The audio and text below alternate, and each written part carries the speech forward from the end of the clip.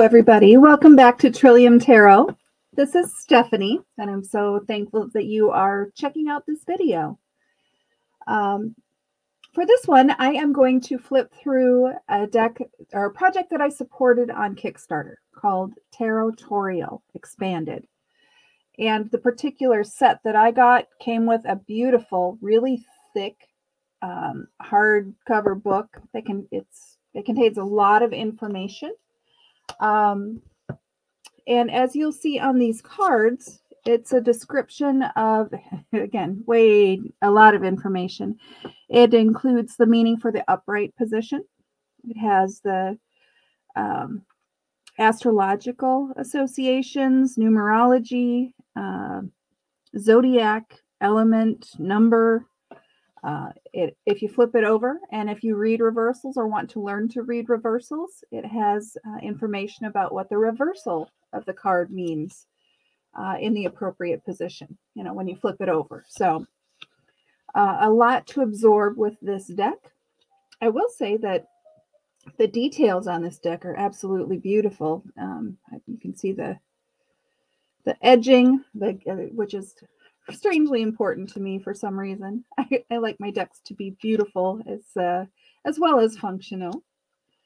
And you can see on if you look at the artwork on these decks, there are a lot of elements that stay true to the traditional Rider-Waite-Smith deck, but it is a more modern version of the same concept. So hopefully it's easy for a newer generation. Oh my Lord, why are words so hard? I think because there's so many words on these cards. I don't know. We have the Tower. And I know that I'm flipping through these cards rather quickly, and there's so much information to absorb on these puppies. So please do feel free to click on the gear icon, however you are watching this video in the YouTube browser window or an app on your phone or whatever.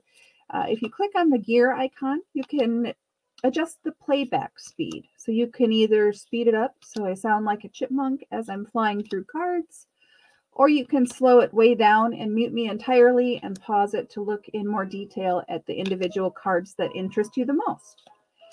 So we're flexible around here.